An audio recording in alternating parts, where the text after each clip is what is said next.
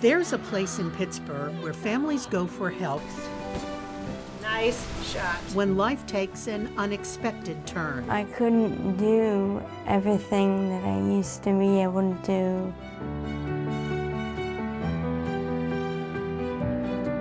I would have been in a downward spiral if I would have had to be able to figure it all out myself. For more than a century, the Children's Institute of Pittsburgh has held an important place here and around the globe. We literally wrote the book on best care practices.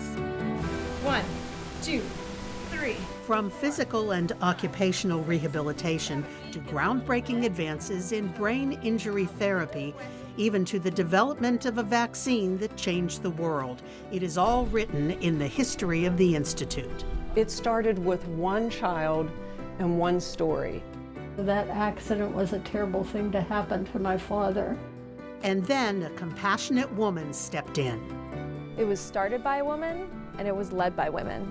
It's truly a history of Pittsburgh and the great families of Pittsburgh. Living in that history are the children and the workers who are helping them to thrive.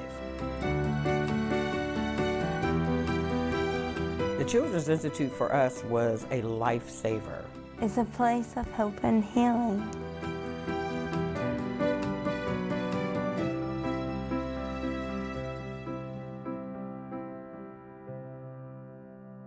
Okay. I want to show you a picture of my dad and my sisters.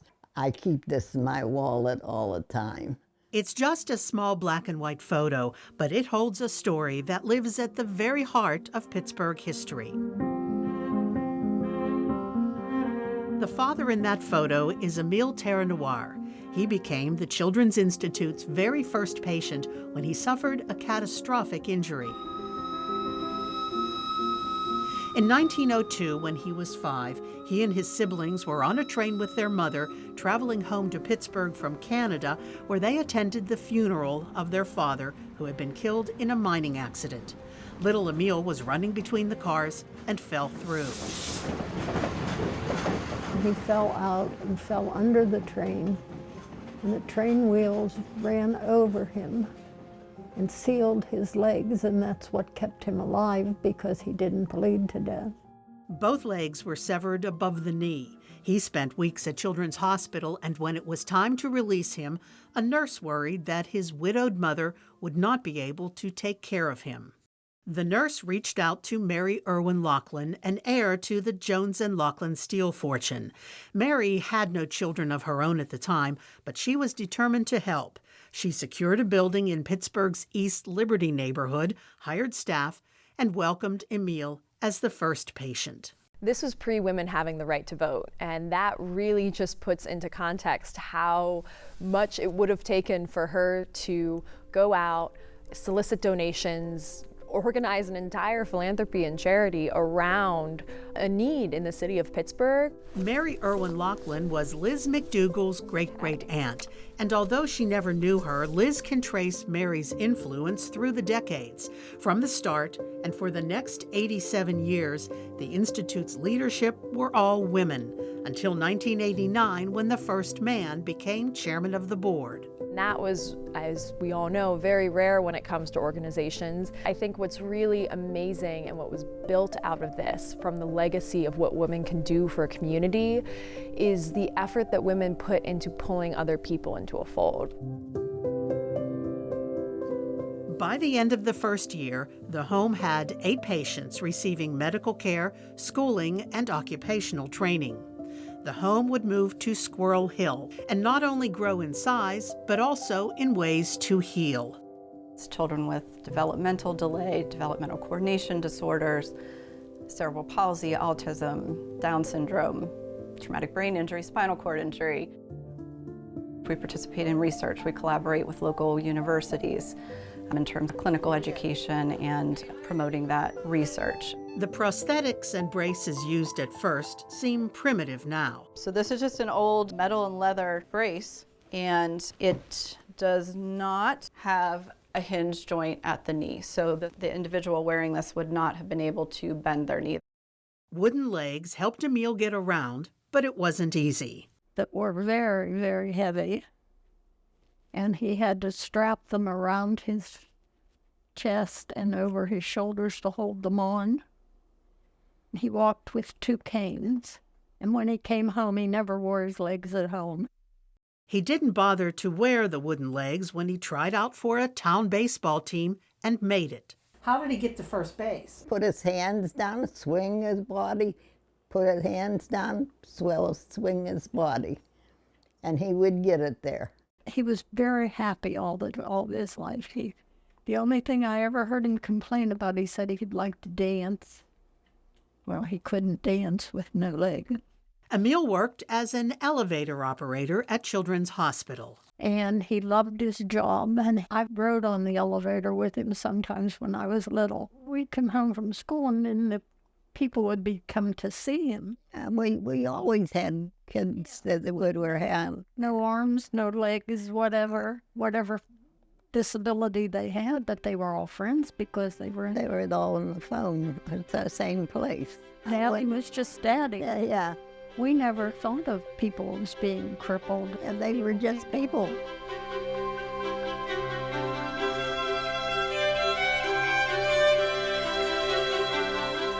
Emil died when he was 75, a life long and happy that served as an example. What started as a place to heal one broken little boy now helps hundreds of children every day. That accident was a terrible thing to happen to my father. But look how many people have been taken care of and healed, and thousands of them, and it's all because it was maybe meant to be.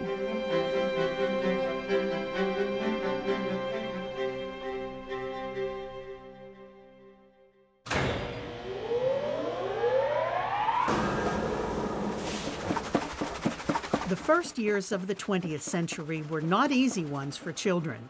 As the Children's Home was moving from East Liberty to its present location, the hospital beds and therapy rooms were filled with children who had been injured while working. Well, there were no labor laws, not only the conditions, but more importantly, the ages at which you were allowed to go into the mines. In the early 1900s, 18% of all workers in the U.S. were under the age of 16, with some as young as 4 years old. In the Pittsburgh region, children worked grueling 50-hour weeks in coal mines and glass factories. Work that was dangerous for adults was even more treacherous for children. Lost and damaged limbs were common. And so that was probably the first good 15 years that the children came to us with injuries. And so we, wrapped around educational services around them. We had a vocational focus around the services that we provided, and then being able to offer rehabilitative services as well. The first decade of the new century brought efforts at reform, but it wasn't until 1916 that the first federal child labor law was enacted. And by then, the Children's Home was seeing patients with different needs. By 1919, most of the home's patients were recovering from infantile paralysis, that infectious virus the world would soon know as polio. And so that's where they really started to look at physical therapy and occupational therapy and speech therapy and developing aquatic therapies for children in our community. That pool is still in use today, not for children recovering from polio, but for those needing physical and occupational therapy. I think one of the things that's very helpful with water is it allows us to be in a different space, a different sensory environment. All right, go for it. Kids may be able to move their limbs a little bit easier, or we're able to work on different strengthening exercises that we're not necessarily able to do on land. It's not something that happens in one big splashy moment. Ready, push it. But it happens every single day when we're with these kids. Polio brought suffering for the next 40 years until a breakthrough focused the attention of the world on Pittsburgh. Dr. Jonas Salk was developing a polio vaccine. Randy was the first child to receive an injection of Salk polio vaccine in the field trials in 1954. He came to the Children's Institute And many of the kids that were here receiving services were able to participate in those early trials. Vaccination now will save lives from death or paralysis this year. The trials were a success, and in 1955, the vaccine was approved and children everywhere lined up for the shot. And while the world exhaled with relief, the Institute continued to help those for whom the vaccine did not come soon enough. What is it about Pittsburgh, do you think? Oh, Pittsburgh. One, we're scrappy. There's a work ethic that runs through our region and definitely runs through our organization, that our team is unrelenting in the pursuit of outcomes for kids and families. They do not rest.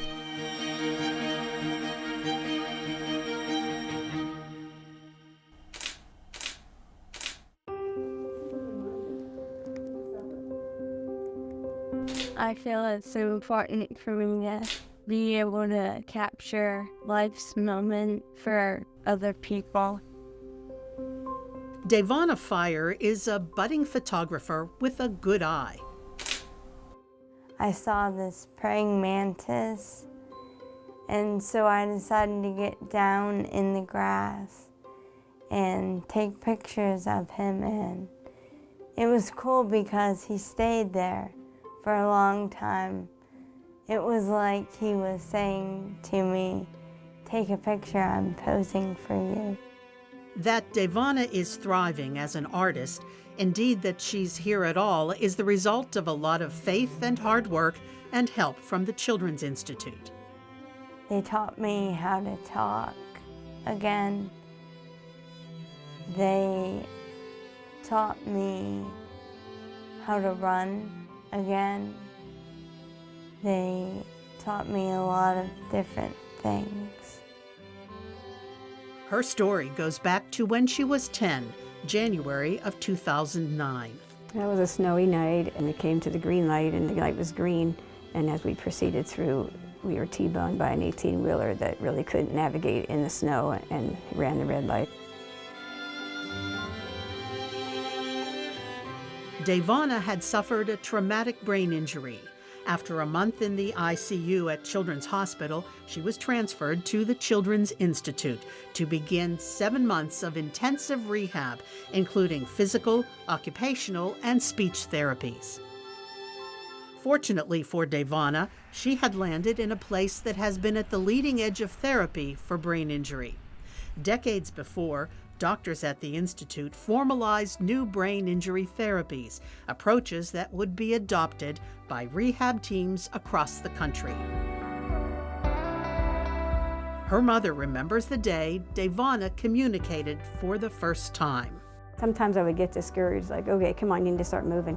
All of a sudden, she just reached up to the keyboard and started typing her name. I was just speechless because I didn't know that she had it in her.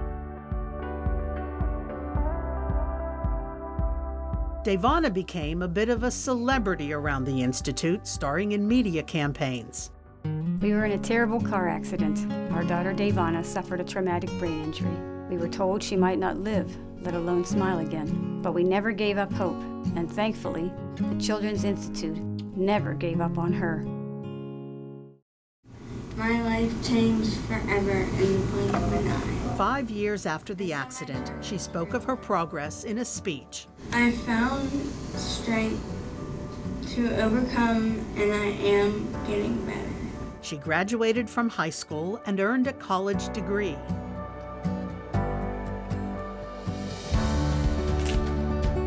They equipped me with the skills I needed to be where I am today. They realize the vital part that you, the family member, has in keeping this person growing and developing. Just the whole idea of never giving up on yourself as well, and just keep trying all these extra, like the therapies that they gave her, and just keeping going in that direction. Because I think that without love and support, then that makes a whole difference, and you could feel that there. Have you thought about how the Children's Institute has been helpful not only to you, but to your mom and your dad? Have you thought about what it has done for them? I think it gave them hope when there was none.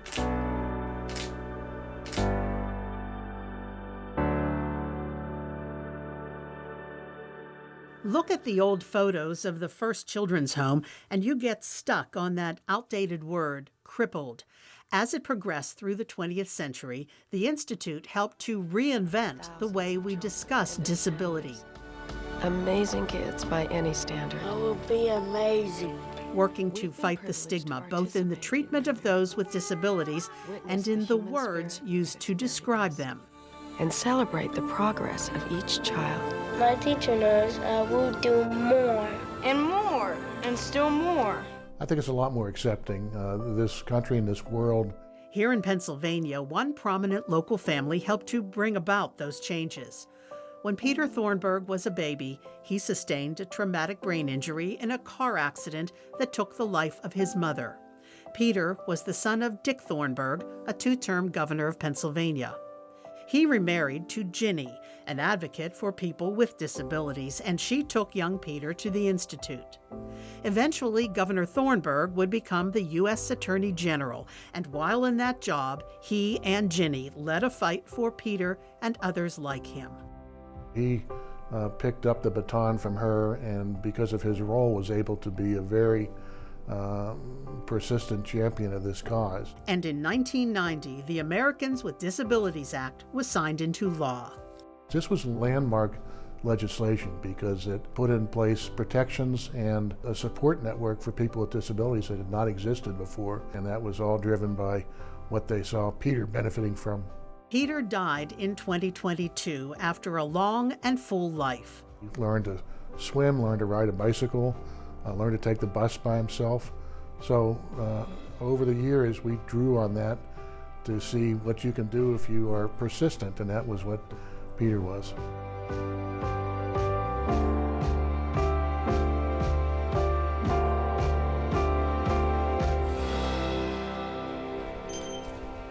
A lot of our students have a lot of sensitivity to light, so a lot of our hallways, it's more dimmed. So we try to keep it more warming, earth tones, just to kind of more inviting for them to be more relaxed. John, the owl, Arctic or ocean? Arctic. That's right. The special wing was created in 2006 to meet a growing need in the community. This is a classroom for students on the autism spectrum, a neurological and developmental disorder that affects how people interact with others, communicate, and learn. Honestly, making sure my kids have a fun day. They love to come into school every day, making sure that they feel safe and comfortable, focusing on like emotions. That is a huge thing that I have my students work on in my classroom, is acknowledging, like, if I'm crying, I'm sad. If I'm smiling, I feel happy, and trying to acknowledge those things and trying to also for them to express, because a lot of the times they can't. Is that one of your favorite songs? Doctors here developed assistive communication technologies to help students, including those on the spectrum and others. The first came in the 1980s when Dr. Mark Friedman invented the eye typer, which allowed children to communicate using eye motions. From there, the technology kept growing. Tell them your name one more time, Bud, because we have the volume up a little bit more. My name is Bradley. Hello, Bradley. Many of our students here have complex communication needs. They may have limited verbal skills or maybe nonverbal. They can go to greetings and say, hi. How are you? How are you? And really communicate with their peers. And then we can go to the word lists and we can find places and we can say, I go to the bathroom. And a kiddo can make a request for that. We need to go to Target. Give you some money. Before there was assistive technology, what you gonna spend it on? There were smiles and hands and sign language. We ain't been to Target in a minute. Satchel Heidelberg was born with a congenital disability that limits her speech. She started at the Children's Institute when she was 2 years and 10 months old, which I think was the youngest child enrolled ever. She spent 18 years there, so she really learned everything she needed to be functional when she graduated. So, I mean, she stays at home by herself at times. She does everything but cook for herself. I think it was the skill, but I think it was also the teachers there have a love and compassionate heart, and they love these kids, and the kids know it. And I think having a school where all the kids are dealing with the same types of issues makes it easier for the kids to learn, because then they see other kids like themselves, and it lets them know that they're not alone. But like Satchel, she honestly does not think that she has any special needs. She just thinks she's Satchel, and that's who she is, and all the rest of it is just whatever. Who you love? How much? Say it loud. Give me a kiss. In March of 2020, the Institute, like the rest of the world, was tossed a curve. The pandemic arrived, bringing with it the question of how to continue the work. And so quickly pivoting and watching our team be able to be nimble. Within 4 days, they switched to telehealth. We had to move pretty quickly to get most of our therapy departments and our school ready for telehealth and remote services. Bill Martin Jr. has a family legacy here. My mom, Marie Martin, started working here back in 1975. She encouraged me to apply for a job here back in 1986, and I've been here 38 years. Watching the kids and the patients grow and develop. Cookies. Thank you. It gives you a feeling that you can't get anywhere else. Spend a day here and you'll see that feeling is rampant. In speech therapy, Trolley. Trolley. Hold that tongue back. Trolley. Trolley. Trolley. That's better.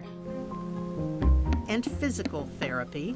Good job! In aquatic and occupational therapy. And at the day school. Card Sharks. He loves Card Sharks. He's a big TV fan, game shows. Huh? Give him a fist bump. What makes you happy after a day of work here? Yeah. So you kind of get to see them grow. Like, oh my God, last year this kid would never speak up with us or ask for anything, and now every second they're asking for something different. So it's really cool to see them kind of develop and mature throughout the year. On the side of the main campus is a building that houses a lesser-known part of the Institute. The Family Services team facilitates court-ordered visits between foster children and their birth parents. We were able to open this facility to really bring kids and families into what felt like home. So kids, walk in, it feels normal, it feels like a living room, feels like a kitchen, feels like a bathroom.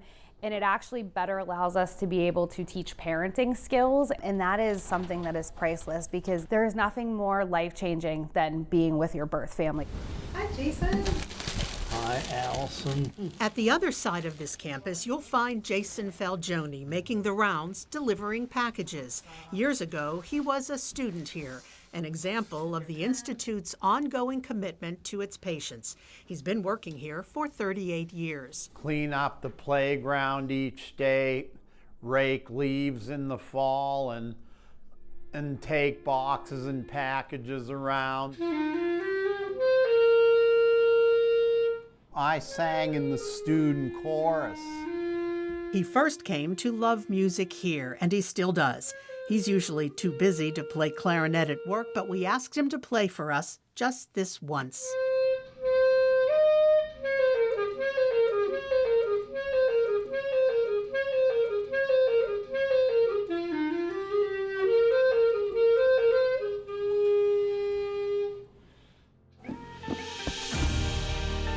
As it marked its 122nd year, the Children's Institute was helping more than 8,000 children and families each year, adding to the tens of thousands that have been helped and healed since the start.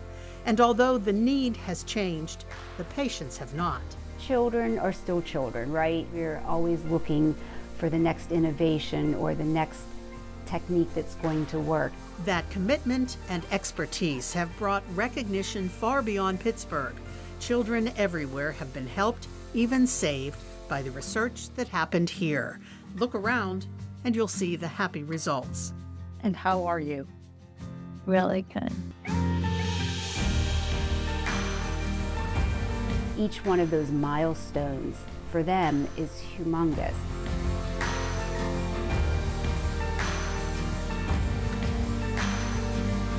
To be able to partner with the child and the family in that journey, and then to hear, years later about how well they're all doing. It's an awesome feeling to know that you had a part of that child's life. It definitely gave me a lot of hope. Mary Irwin Laughlin eventually left Pittsburgh, moved to New England, married, and had 3 daughters of her own. But first, she did something for a little boy that changed the lives of countless children. We're protective of that history, and that calls upon all of us to make sure that we are walking in and doing our absolute best to make sure that we're adding to that history in the best way possible. I think he'd be very, very proud and very happy with everything that's gone on. Emil went right on living, and he started this great big family. But first, he set in motion something even bigger, something life-changing, and so very good. Ta-da!